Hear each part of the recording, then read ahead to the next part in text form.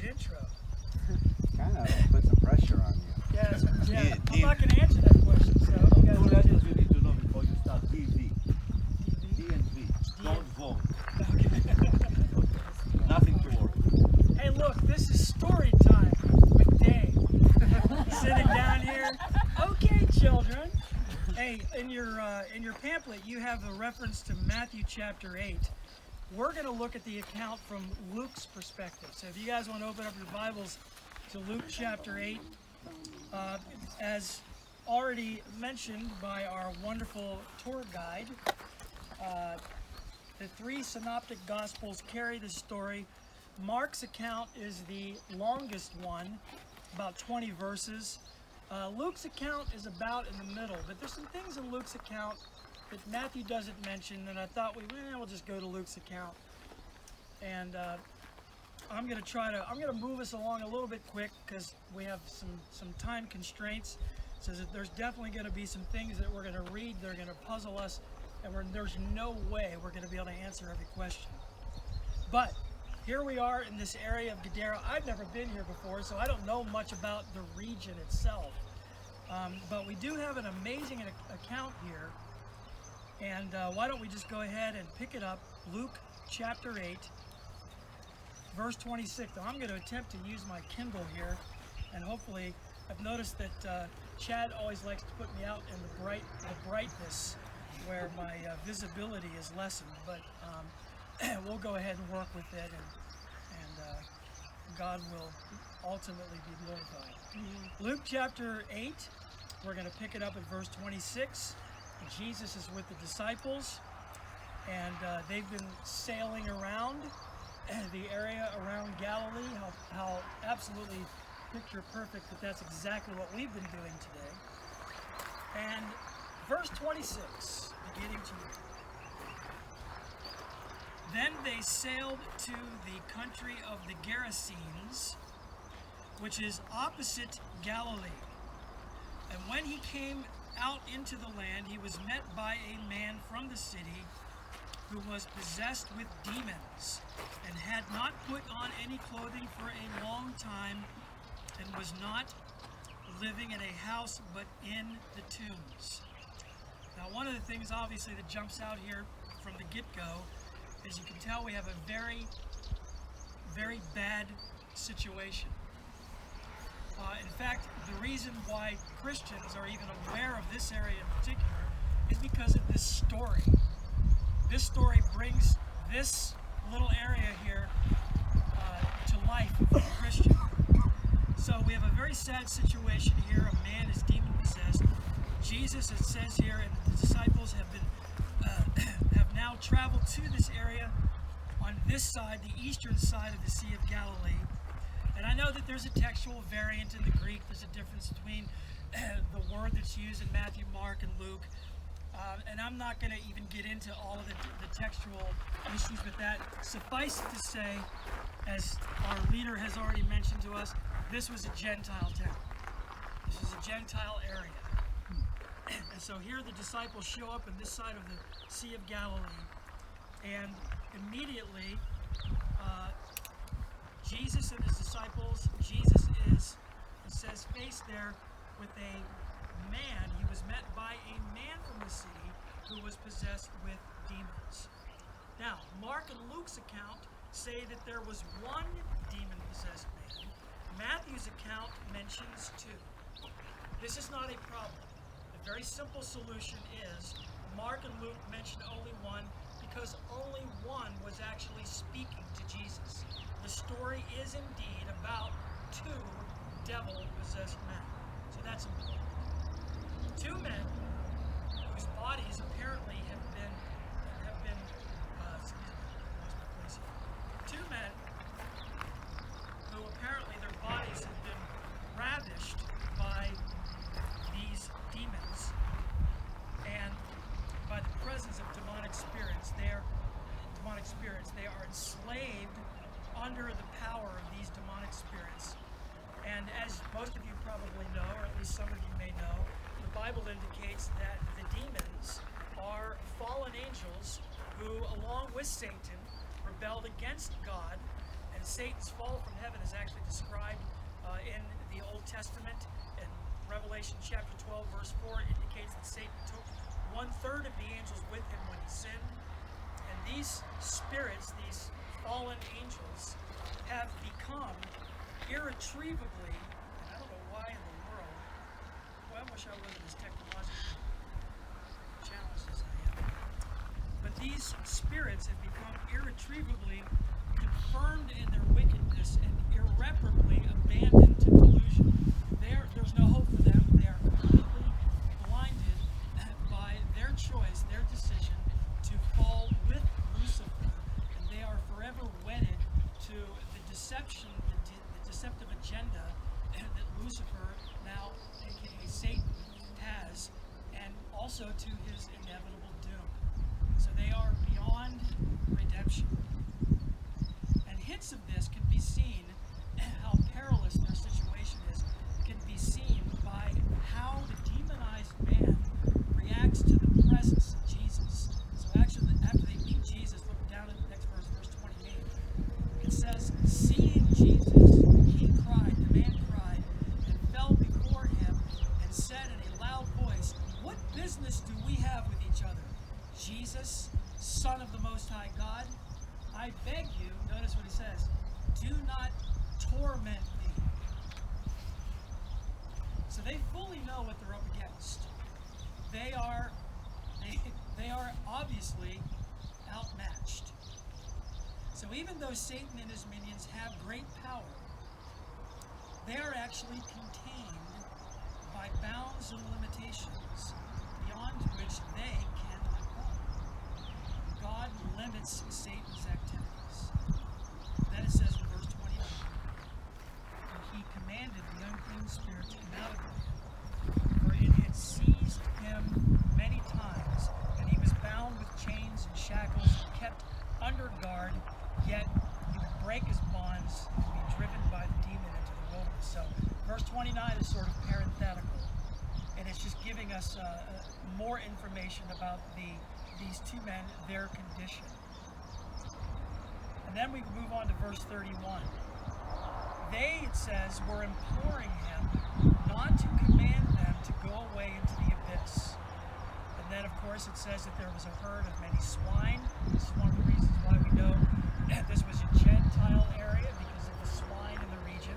There was a herd of many swine feeding there on the mountains, and the demons implored him to permit them to enter the swine, and he gave them permission. Notice that they had to ask. They couldn't just decide this is what we're going to do. They had to be granted permission. So they're imploring him not to command them to go into the abyss. This is interesting. So the pit of the abyss here, and we have very limited information about it, but what we can gather is that the pit of the abyss is not Hades. It's not the abode of the spirits of wicked human beings until the resurrection. Nor is this the lake of fire, which is the final doom of Satan and his angels. But it apparently is the place of the present detention of many fallen spirits who for some reason have been denied the privilege which many of their colleagues enjoy, and that is of roaming at large. And so because of their impending doom, it appears from Scripture that demons in their current state, they seek to inhabit a body. And this would explain their reaction to Jesus of wanting to be sent somewhere that they can inhabit. They're looking for someone to possess. Now, the New Testament is where we gain the most insight concerning the relation of demons to humans. We can't possibly even begin to go down that road to discover everything there is to discover. I will simply give you a reference. We've been talking a lot about book references. I will give you a book reference. There's a great book called Biblical Demonology, and it's by a guy named Merrill Elder. It's a very thorough research on everything the Bible has to say about demons and their relationship to human beings, fallen angels, and the like.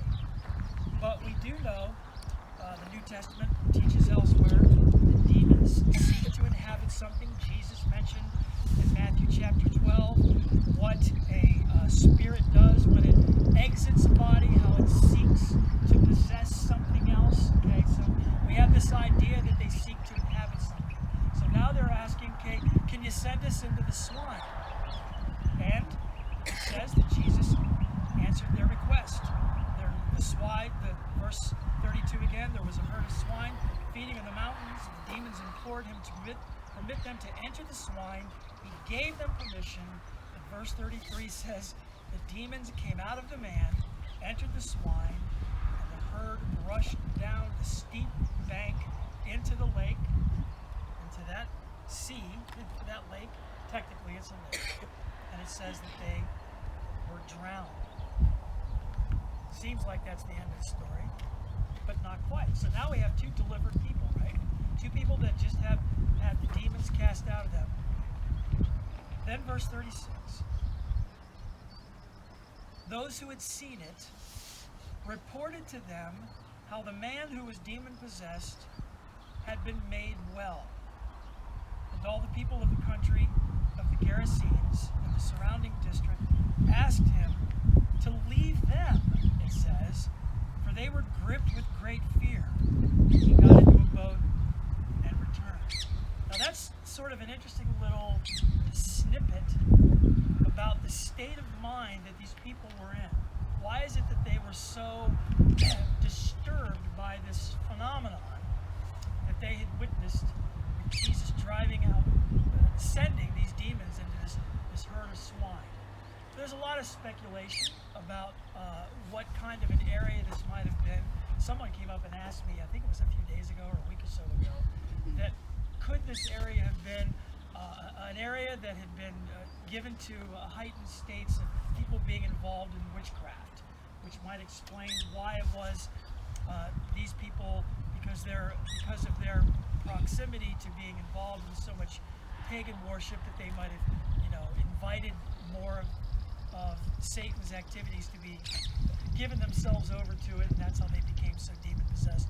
With, as it says, hundreds of demons had possessed them. We don't know necessarily that was the case, but whatever the case that caused them to actually end up in this state, we do find it to be a little bit alarming that they were so freaked out by this situation.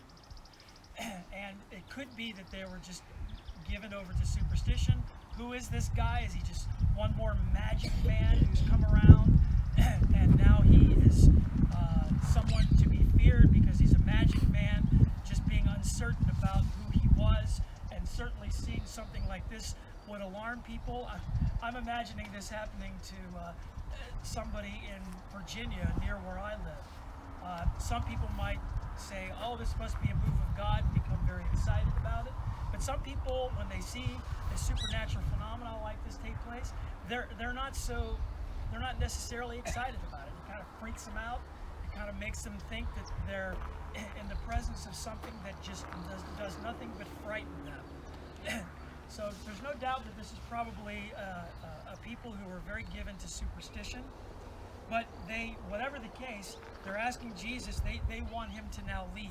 They want him to vacate the area, for they were gripped with fear. It says that Jesus got into the boat and departed from the area. But notice verse 38.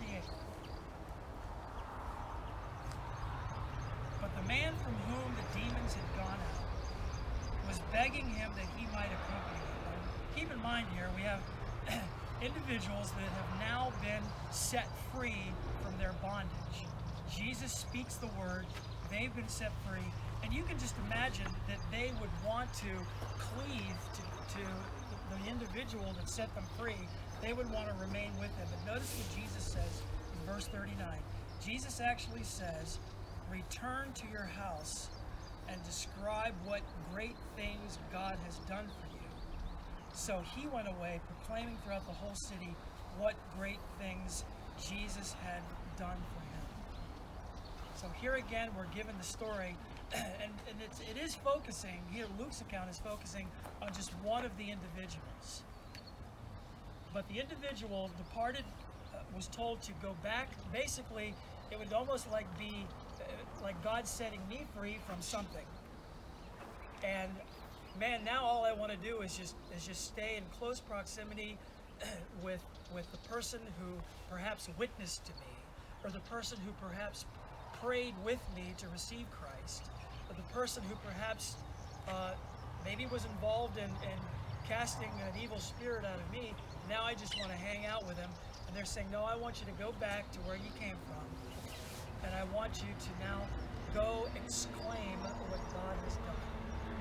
This is a great testimony to me of how it is that God typically works in the lives of people. How many of you, when you were born again, did any of you do something very similar to this? You went back to the old crowd, and you began to tell them what God had done. Did anybody do that, or did God just whisk you away? I did. I went and told everybody I knew. And then eventually God moved me on from that crowd to other people. But what a glorious testimony here of this individual man who is now being called upon by Jesus to go back to his hometown, he says, and tell them what great things God has done for you. Again, Gentile town. We know that Jesus was sent to the lost sheep of Israel. But there were a whole lot of Gentiles that Jesus reached out to, misfits. I appreciated Pastor Chad's words earlier on at Capernaum. Jesus was looking for the lost sheep of Israel. And isn't it interesting, there are so many times that the people who seemingly have their act together are the people that miss God by this much, and the people that aren't even looking for God at all. And there's no indication at all from this text that these guys were looking for God, and that they were looking for somebody to come and fill their empty hearts. The demons are the ones that that brought them into the presence of Jesus. They were being controlled by these demons, and Jesus Christ set these men free. Paul the Apostle to the Corinthians said that God has chosen the foolish things of the world to confound the wise. Jesus said, remember when Jesus rejoiced to his heavenly Father, saying, I rejoice, Lord, that you have chosen to hide these things from the wise and to reveal these things to babes. I don't know about you guys, but I'm very content with being numbered amongst the babes, being numbered amongst those that are just the outcasts of society. So here we have a glorious story of deliverance. Didn't cover perhaps all the details that you want to cover. This obviously creates a desire in us to want to know about things like demon possession. Why did they want to run into the swine? Why did they seek possessing a bunch of pigs running down? Lots of questions that this story brings up. But I think the main point is how the story ends. I think the main point is the fact that these men were set free, and Jesus wanted to use their testimony in some way, shape, or form. Who knows what they ended up being confronted with when they went back to their town, being that the people were so freaked out by it. And sometimes when God gloriously delivers someone, especially somebody who came out of a really bad lifestyle, sometimes people are very skeptical about the testimony. They can't believe it themselves. That person, keep in mind that people were actually marveling over the Apostle Paul when Paul became a Christian because of the fact that they knew he was the guy that was responsible for killing Christians. And people are very skeptical sometimes about these testimonies, and people are delivered in such a glorious way. But aren't we glad that God, after we are taken out of a situation like that God seeks to use us? That God doesn't just lay us aside when we have had a life-controlling problem. They obviously had a big-time life-controlling problem. And the Lord doesn't just set us aside. God has us go straight back into the battle to face whatever it is we need to face, because we now have the testimony that Jesus has set us free. And we always need to be willing to be used in that way by the Lord go straight back into, some of us probably been saved long enough to where it doesn't, if you're a new convert, then this might ring more true to you if you're a new convert. If you've been a Christian for a long time, sometimes we lose sight of the enthusiasm we should have to always be willing to allow God to send us wherever He wants to send us, to speak to whoever He wants us to speak to. And so the message is for new and old believers. Amen? Amen. Comments? Questions? Snarky remarks? I'll hold my tongue. We want to roll out of here. What time again? In a few minutes. In a few minutes. So I would like you to go there a little bit and just take a photo of this because that's the tower of the city. We found the cemetery there, that way. Okay, take a picture. We really hope to roll in a few minutes. And I, with your permission,